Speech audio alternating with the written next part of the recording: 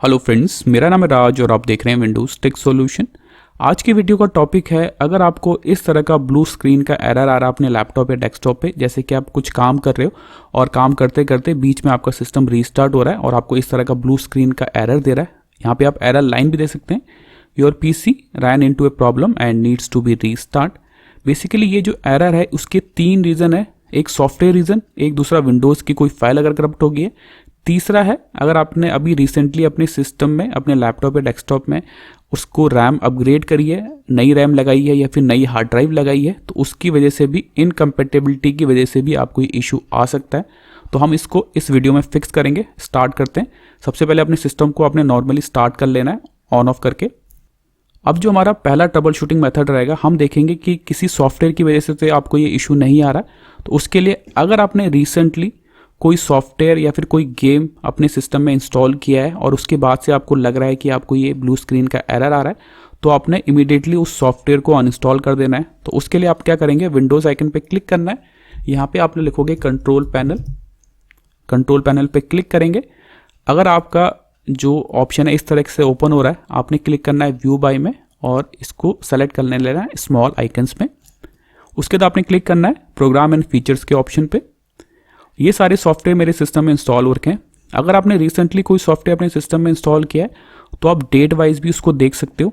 यहाँ पे आप क्लिक करोगे तो ये डेट वाइज सबको अरेंज कर देगा। और अगर आपने रिसेंटली कोई सॉफ्टवेयर इंस्टॉल किया तो वो टॉप पे आ जाएगा। अगर उस सॉफ्टवेयर को लग रहा है कि आपने अभी वो सॉफ्टवेयर डाला, उसके बाद से आपको ये इशू आ रहा है, उस सॉफ्टवेयर को आपने इमीडिएटली अनइंस्टॉल कर देना है। उस पर राइट क्लिक करेंगे और यहाँ से सिंपली आप उसको अनइंस्टॉल कर देंगे। दूसरा, अगर आपने रिसेंटली विंडोज़ का कोई अपडेट जो होता है वो मैन्युअली अपने सिस्टम में इंस्टॉल किया है, उसके बाद से आपको इशू आ रहा है, तो आप विंडोज़ अपडेट को भी मैन्युअली अनइंस्टॉल कर सकते हो। उसके लिए लेफ्ट साइड पे आपको ऑप्शन मिलेगा व्यू इंस्टॉल अपडेट्स। इस पर आप क्लिक करोगे। ये सारे विंडोज़ के अपडेट हैं जो मेरे सिस्टम में इस टाइम पे इंस्टॉल हो रखे हैं। आप इनको भी यहाँ से डेट वाइज शॉर्ट कर सकते हो ताकि आपको आइडिया आ जाए कि आपने रिसेंटली कौन सा विंडोज़ का अपडेट अपने सिस्टम में इंस्टॉल किया है। आप डेट वाइज चेक कर सकते हो और इसको भी आप राइट क्लिक करके अनइंस्टॉल कर सकते हो विंडोज़ के अपडेट को।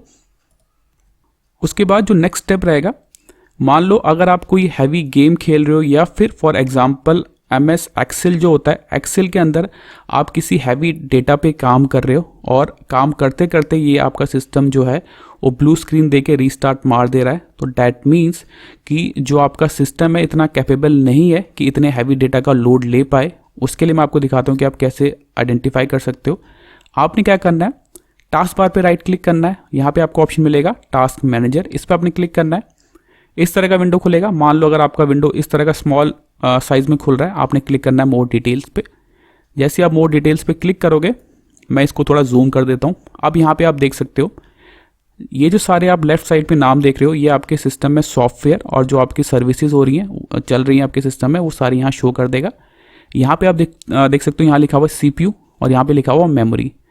अगर इन दोनों में से कोई सा भी सेक्शन 100% को टच कर देगा ना, जैसे आप देख सकते हैं यहाँ पे ये फ्लक्चुएट हो रहा है 29%, 28%, जैसे यहाँ 40%, CPU या फिर मेमोरी में से कोई सा भी जो कॉलम है वो 100% को अगर टच करेगा तो आपका system on the spot blue screen दे के हैंग होके रीस्टार्ट हो जाएगा, ब्लू स्क्रीन दे देगा।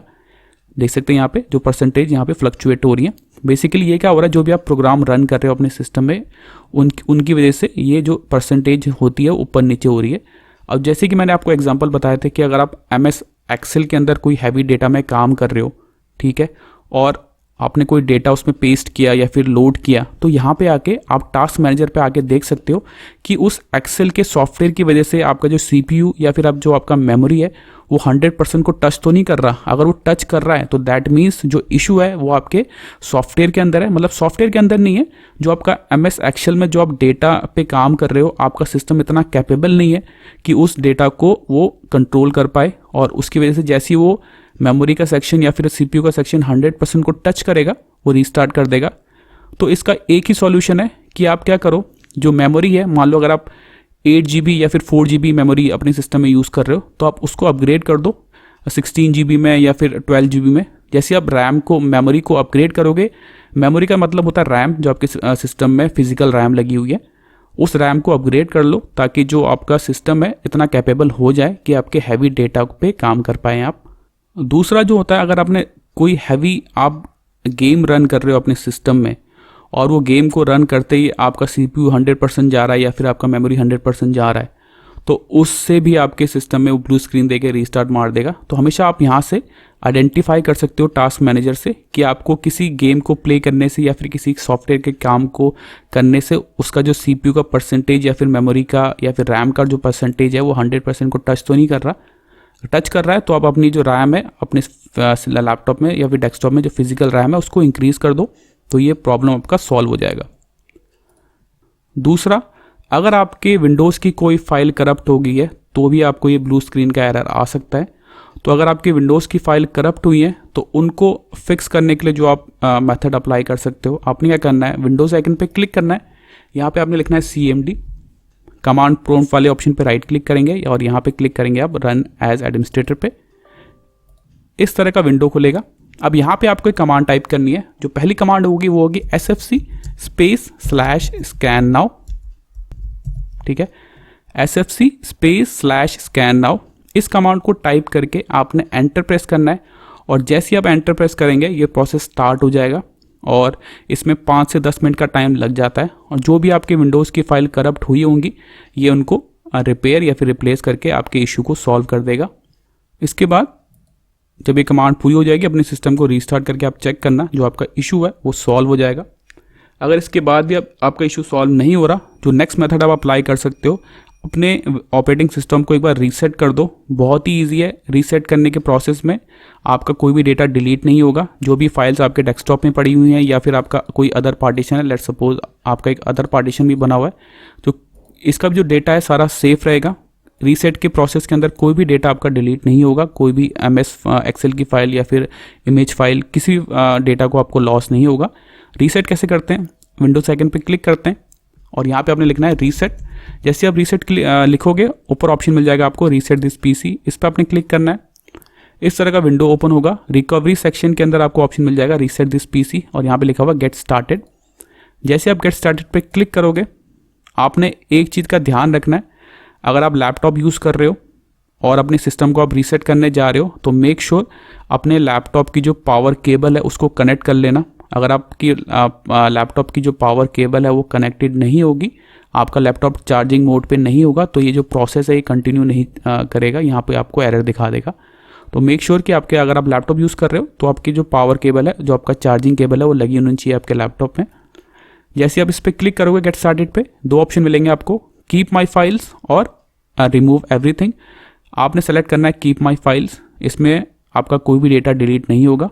इस पर आप क्लिक करते हैं, दो ऑप्शन मिलेंगे आपको, क्लाउड और लोकल। लोकल पे हम क्लिक करेंगे। उसके बाद ये एडिशनल सेटिंग के लिए पूछ रहा है, बता रहा है आपको कि जो विंडोज़ है वो एक बार रीइंस्टॉल होगी। नेक्स्ट पे क्लिक करेंगे। इस प्रोसेस का एक ही ड्रॉबैक है कि जो आपके सिस्टम में सॉफ्टवेयर होते हैं ना, जो आपने सॉफ्टवेयर इंस्टॉल किए होंगे आपके सिस्टम में, वो रिमूव हो जाएंगे, बट जो आपका डेटा है वो सेफ रहेगा। यहाँ पे आप देख सकते हैं, सारे टर्म कंडीशन पढ़ सकते हैं। आपका सिस्टम जो है वो डिफ़ॉल्ट मोड पे आ जाएगा कि सारी जो आपकी फाइल्स हैं वो सेफ रहेंगी।